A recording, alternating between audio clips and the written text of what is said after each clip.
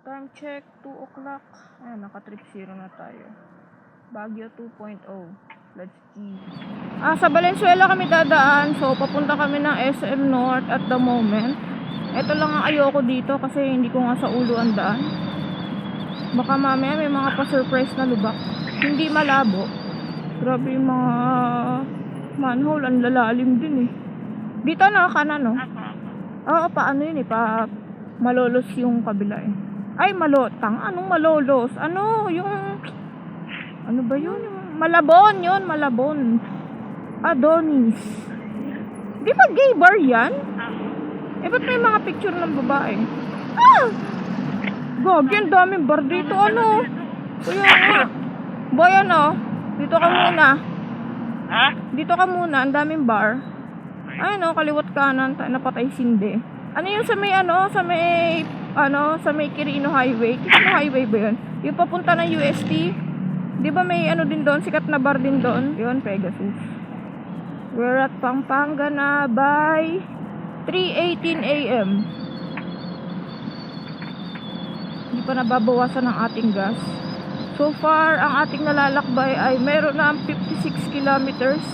Nagsimula pala tayo sa Cubao. Di ko pala nasabi kanina. Grabe mong kadilim ng daan na ere. Naka-high beam ako. Ayan, low. 100 kilometer mark dito sa San Miguel. San Miguel, Pampanga pa rin ba to? What you think? At kanina pa puro diretso lang ang aming itinatahak na daan. Kaya 2 bar na ang nabawas. Grabe, ang bilis talaga ng giorno. May angkas na ako sa lagay na to Kasing kayang-kaya mag-overtake. Walang kahirap-hirap mag-overtake. Sa mga naka-Vespa dyan, specifically Sprint 150, kamusta po ba ang performance? Grabe, ang dilim. Ang lamig, gago! Ang lamig! Papapasok lamang ho ng balita. Matapos naming dumiretso ng 35 kilometers, ngayon ay 100 kilometers naman na dire-diretso lang. Pero hindi hanggang ano natin yan, pin sa Baguio. Hindi. Ang layo pa pala natin. Sayang, di ko nakuhaan sa vlog. Meron kami nadaan ng checkpoint, LTO pa.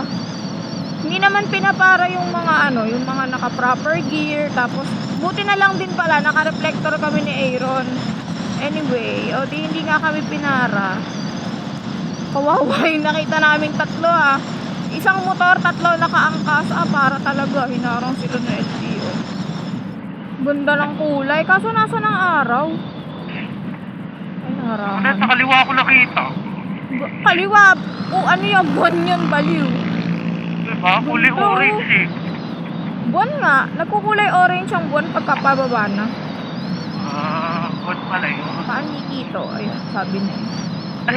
Paniki. Napakaaga namin. Pinakamaagang akyat ko na ng Baguio to.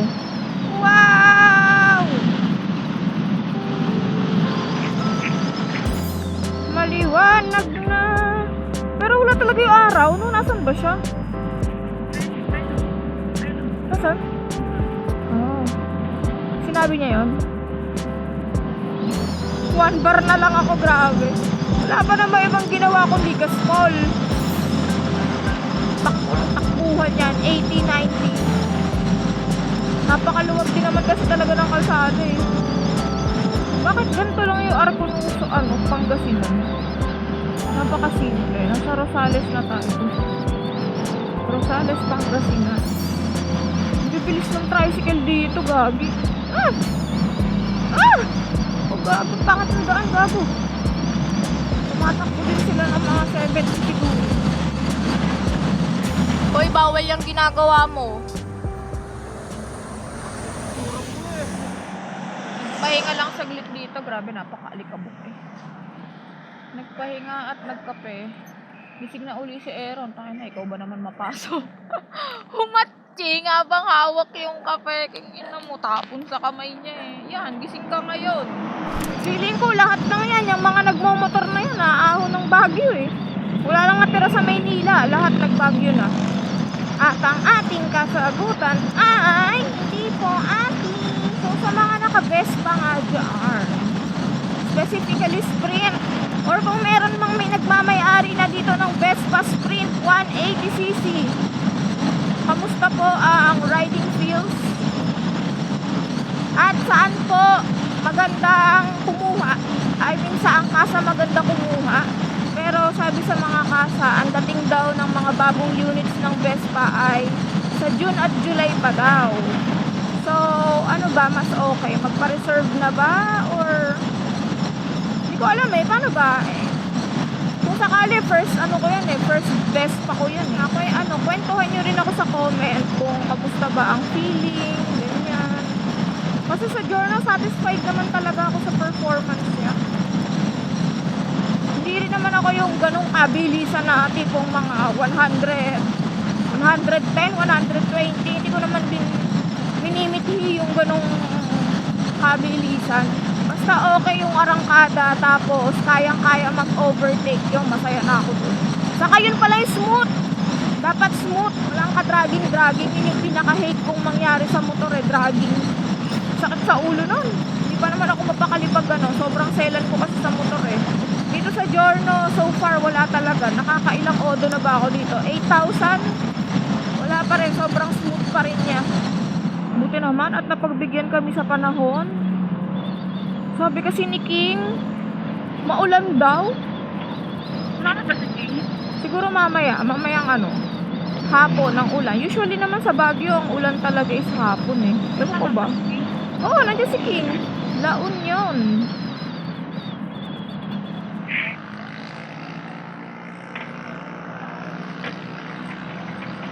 Sila eh. Oh, may mga tao talagang di marunong makiramdam. Ano? Kitang-kita na. Uy, ano yun? Wait, may natunog. Ah, ang sakit. As I was saying, may mga tao nga hindi marunong makaramdam. Ikaw, bilang may common sense ka, pag may nakita kang nakatutok na camera at nakaharangan mo yung cellphone, anong gagawin mo? A. Maglalakad ng mabagal. B. Magkukunwaring parang walang nakikita. Or C. Tatabi ka kasi syempre nakakahiyat. Alam mo, nagpicture. Ayan.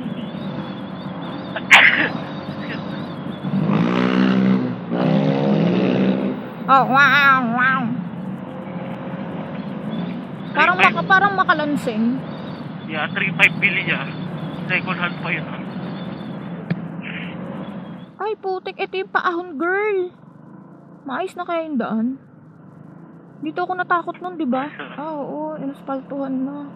Nung nakaraan kasi, off-road pa. Wala, takot na takot ako eh. Kasi, ang bagal kasi nung as in traffic kung traffic talaga. Tapos, nakahinto ka sa ahon. Aba, nakakatakot kaya. Alala ko na naman unang punta ko dito, manghang-mangha si ate girl eh. Nakakamangha din naman kasi talaga. Parang tutumba sa'yo yung bato eh, no? Actually, ayan nga, naglalaglagan yung mga bato. Yung mga side mirror mo, boy. Bakit? Ano meron? Side mirror mo. Ano nga meron? Patayo ako. Tarantado. Nantok ako eh. Kukomentan ka niyan. Kamote ka naman talaga. Babi ako, kamote ba ako? Ay, Oo, sobra. grabe. Uy! 10 tonelada lamang ang pwedeng makaraan. Kung yung MDL mo, boy, wow.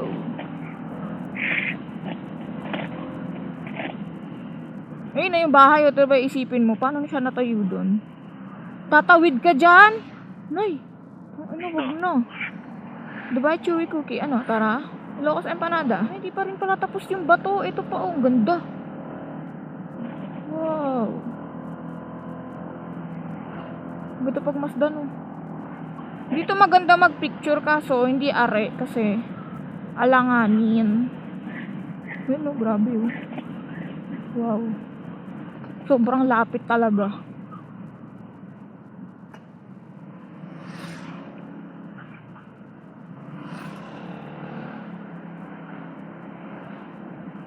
Ito pala, pwedeng huminto dyan eh. Sayang. Ano ba yan? Wow, para talagang may crater siya, Pag umulan kaya napupuno yan.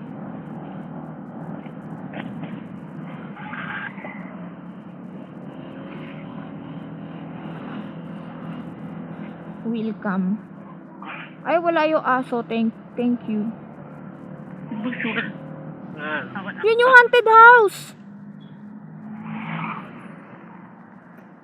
Alam ko ito yung Laperal.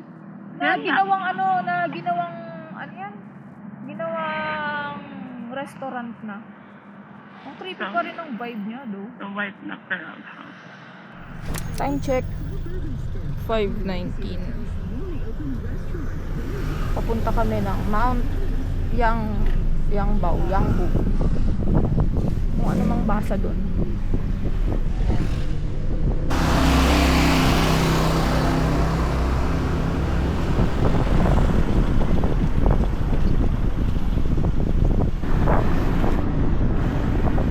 Ang bilis nung biyahe pero parang trip to heaven talaga. Ika nga ni Ma'am Jazzy. Pinaga kami mag-lima. Buti naman. Motor ka pa. Paano ka magmumotor ng ganito?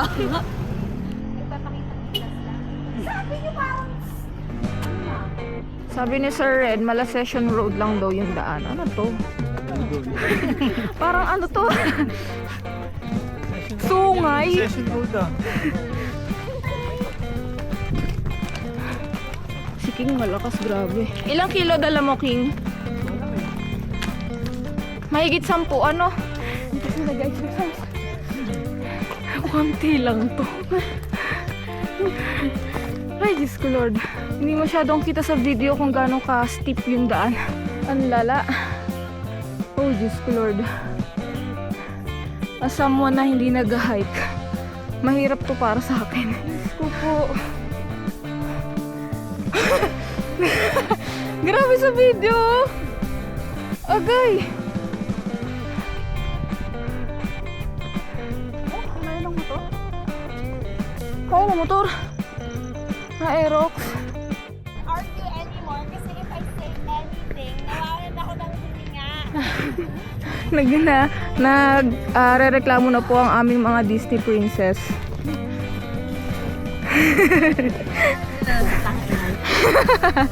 Parang kang umakit ng hagdan. Ganun yung pakiramdam.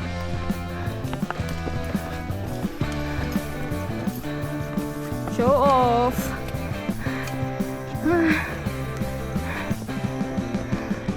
Libre pultang, sino muna? Bala ka. Ayoko na. Madam! Hindi pa siya nagtatapo. Parang mas malala to. Ito, may hagdan. Pero kadami ng view kasi, oh. Sheesh. Ay, putik. Oo, ngayon ay araw. Kailangan natin bilisan.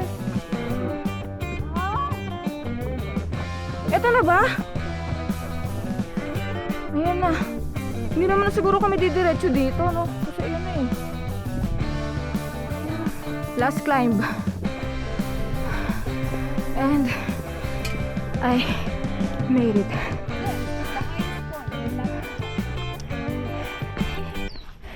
Joke time. Hindi pala dito. Parang aakit pa yata kami dun. Grabe. Ang taas na talaga ng lalakbay namin. Agoy. Ito na, final na. Nakaakyat na talaga kami.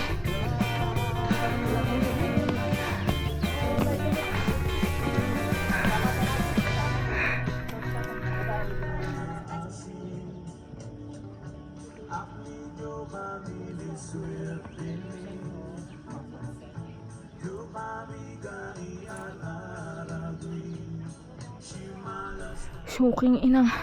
Ilang joke time na eto na pero hindi pa. Pero feeling ko naman yan na talaga yon, no? Sana naman.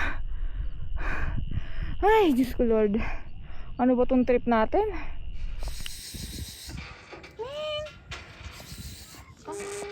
Ang amot. Ming! Pwede picture mo ako doon, nasa green. Ming! Sorry, picture mo ako doon. Ang cute niya. Wow, nasa langit. Takip silim.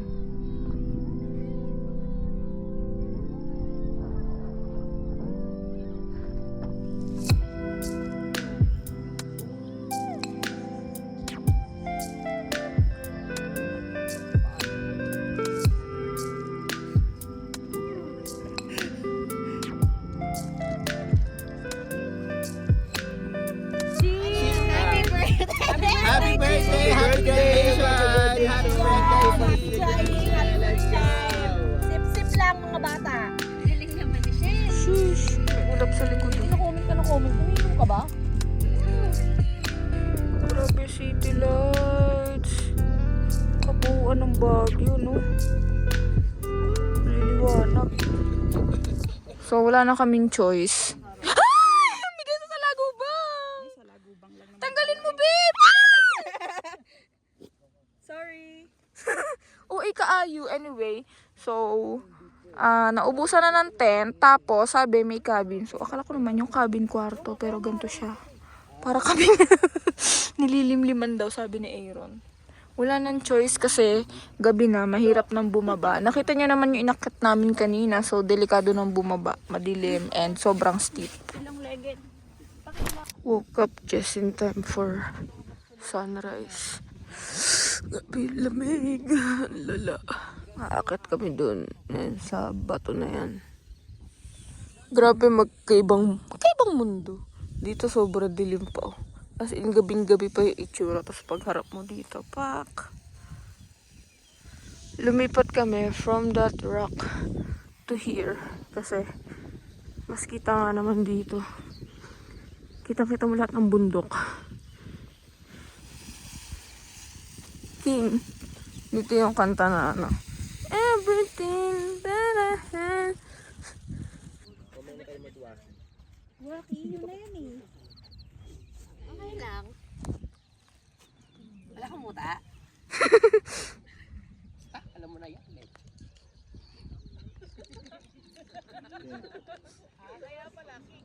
Ano ko yung bayan niya, no? Tagal umakyat ng araw talaga. Kanina pa namin hinihintay. Hindi, ito lang talaga. Pag ganyan, kapag Oh, perfect din ang bundok sa likod.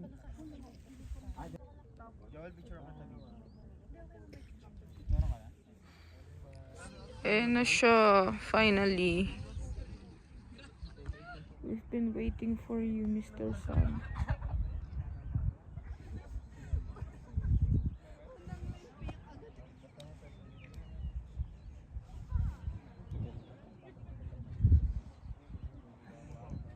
Iniiri siya ng bundok.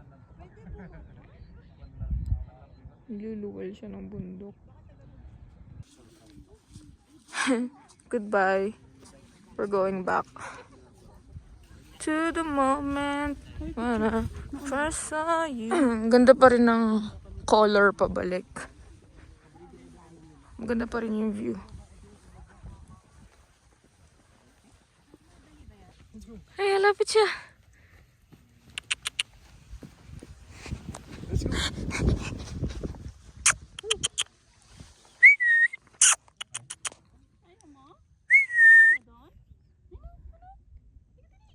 Botin mo na nga, babe.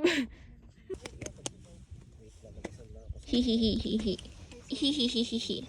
Hihihihihi.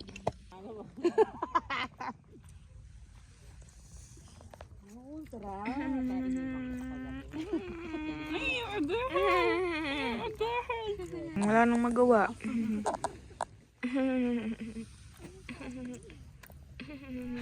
yeah.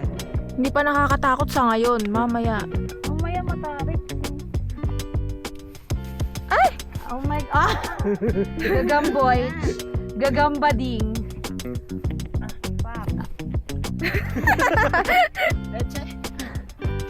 Ang galing. Ano to? I hate it here.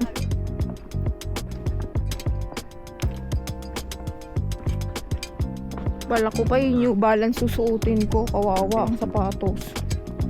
Buti pala nagdala talaga tayo extra, babe, no? Ay, grabe. Ito talaga bundok. Sukal, no? Mas nakakapagod ako. Agoy. Wait lang, boy. Boy. Okay.